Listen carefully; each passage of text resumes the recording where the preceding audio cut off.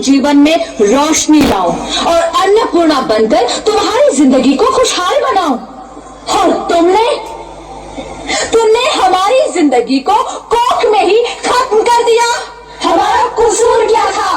अरे हम तो तुम्हें कुछ देने ही आ रहे थे, क्योंकि तुम ही हमारे मंदिरों में आते हो, झोले फैलाते हो और तुम ही कोख में हमारी कब्र बनाते हो। तुम जैसे लोगों को हमारे मंदिरों में आने का कोई हक नहीं है, जो मंदिर में आकर चुनरी उड़ाते हैं और कोख में ही हमारी बलि चढ़ाते हैं। हम तुम जैसे लोगों के घर अब कभी नहीं आएंगी, कभी तुम जैसे लोगों पर खुशियां नहीं बरसाएंगी, कभी नहीं। मुझे माफ कर दो, मैं डर गया था।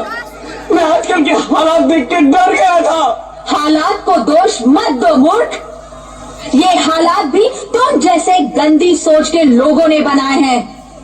अगर इतना ही डर था तो अपनी माँ को क्यों नहीं मारा, अपनी बहन को क्यों नहीं मारा, अपनी बीवी को क्यों नहीं मारा, हमें क्यों मारा? डर तुम्हें लग रहा था तो तुम मरते, हमें क्यों मारा?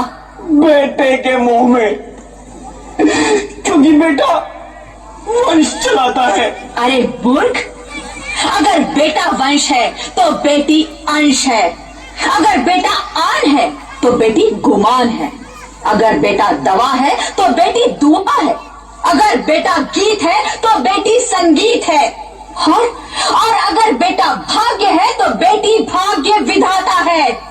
यह सबको माँ चाहिए, बहन चाहिए, बीवी चाहिए, मगर बेटी क्यों नहीं चाहिए? जबकि ओस की बूंद सी होती है बेटियां, माँ बाप को जरा सा भी दर्द हो तो रोती है बेटियां। रोशन करता है बेटा सिर्फ एक कुल को, दो दो कुलों की लाश ढोती है बेटियां। फिर भी किसी को नहीं चाहिए बेटियां। क्यों नहीं चाहिए बेटियां? है किसी के पास इस बात का जवाब? बेटियां क्यों नहीं चाहिए? हमारा क्या कसूर है? आखिर कसूर क्या है हमारा? हमारा जाता है हमें। क्यों नहीं चाहिए बेटियां? क्यों नहीं? हमारा कसूर क्या है? क्या है हमारा कसूर? गलती नहीं है, मुझे माफ कर दो, मुझे माफ कर दो मेरी बच्ची, मुझे माफ कर दो। तुम्हारी कोई गलती नहीं है, तुम्हारी कोई गलती नहीं है। रोहित, रोहित, रोहित उठो। अरे क्या हुआ? क्या? उठो रोहित, नींद में क्यों चिल्ला रहे हो? अरे तुम जिंदा हो? जिंदा? हाँ, मुझे क्या हुआ है?